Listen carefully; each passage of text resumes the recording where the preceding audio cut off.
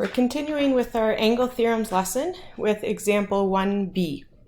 So for 1b, I need to find x, y, and z. I can see that x is inside a 90-degree angle split in two. So that tells me that I can find x by taking 90 and subtracting 70. So x is 20 degrees. I'll write that in the measure. And I remember the theorem for that is cat.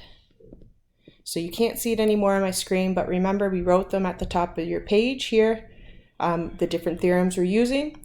So you hopefully wrote them at the top of your page. If not, you can go back to the first video and do that. Or you can just turn in your previous booklet to look at the theorems. All right, and remember it's a good idea once you have found a new angle, I'm going to make sure I write it in. So I now know that x is 20. Okay, I'm going to do y next. I can see that y is on a straight angle with 70. And I know that two angles, those two angles add up to 180. So to find y, I'll take 180 and subtract 70. And that gives me 110 degrees. So I know the angle measure is 110. And I found that using SAT, supplementary angle theorems. All right, so let's go ahead and we'll write that inside. We know this is 110. Now to find z, I can see that I have these three angles I know are 20, 70, and 110. And I can use RAT in order to find z. So I'm going to take 360, subtract 20, subtract 70, subtract 110, and I will get 160 degrees. So I know that that angle measure is 160, and the reason was by RAT. Now I want to show you, I could have found that same angle a different way. I also could have used this straight angle and just used 20 and z. I know a straight angle, those two angles add up to 180. So I could do z equals 180, subtract 20, and that also gives me 160, and that would be by SAT.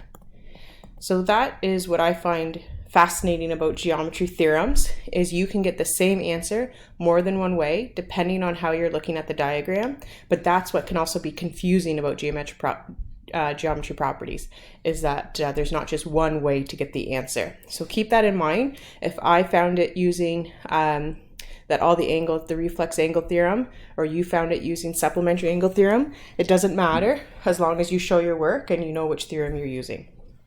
All right, let's take a look at example C. So we have to find x, y, and z.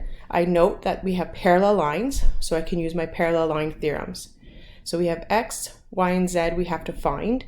I'm going to start by finding x. I can see an F pattern right here between x and 135. So we know that x equals 135, and that's by F, and there's no calculation there needed. All right, so I'm going to go ahead and write 135 in where x is. So now to get y, I can see that y is a supplementary angle with 135. I can also see that y is in the C pattern with 135 here. So I could find it either way. I'm going to use the C pattern. So I know that these two angles, y is acute and the 135 is obtuse. These two angles add to 180. So if I do y equals 180, subtract 135, I get 45 degrees. So that's my measure, and that was by C. So I'll go ahead and write that measurement in. So this is 45. Okay, and now I have to get the Z. So I can see two ways to get Z. I can see I have a straight angle here with 135. So I know those two angles add up to 180. Or I see there's a Z pattern here with 45. So I'm going to use the Z pattern, and I know that the two angles the alternate angles are equal. So Z is 45 degrees by the Z pattern, and there's no calculations I have to do. Okay, let's take a look at our last question. Our last question here looks a bit different. I have expressions in two of the angles instead of actual just x's. So this is where algebra meets geometry. I'm going to do it the same way that I normally would solve. I'm looking for a connection between these two angles, and I can see that I have a straight angle here.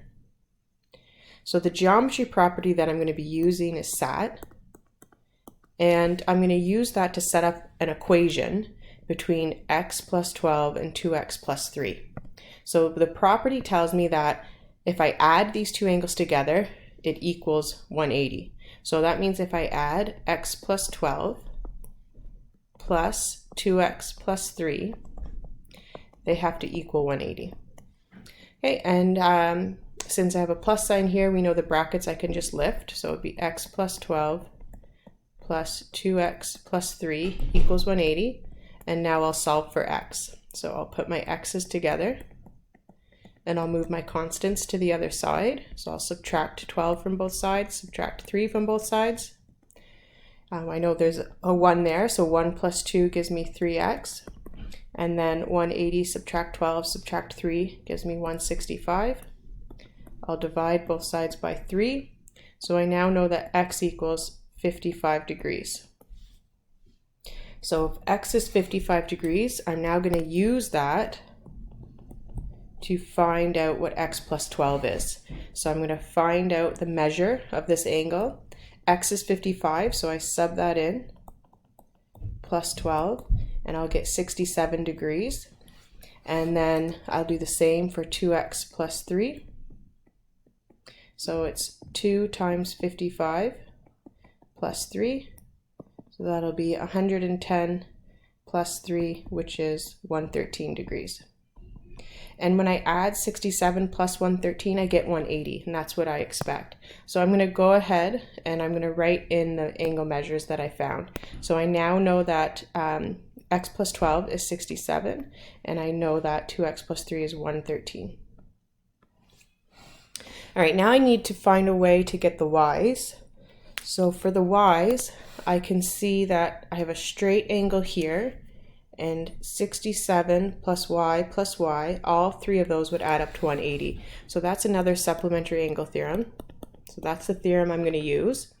My equation is going to be y plus 67 equals 180. So all three angles have to add up to equal 180. I have 1y plus 1y we know is 2y, and the 67 I'll move with the other constant, 180, so I'll subtract 67 from both sides. So I have 2y equals 113. We'll divide both sides by 2, so I have y equals 56.5 degrees. Okay, so I found now all of the angles that have been requested. All right, now your job is going to be, there's no textbook questions. I want you to do the handouts. You're going to do geometry practice, and it is 3 pages. So it's this page here, and then the next page here, and then the last page here. So on this last page, you don't necessarily have to find the angles in the order they're on here. You can, but make sure for all the questions, you're showing me any calculations if you needed to do them, your theorem, and then the angle measure. And then I want to point out right at the bottom, this is where you can find your answers from all 3 pages to check. All right, guys, hope you have a great day.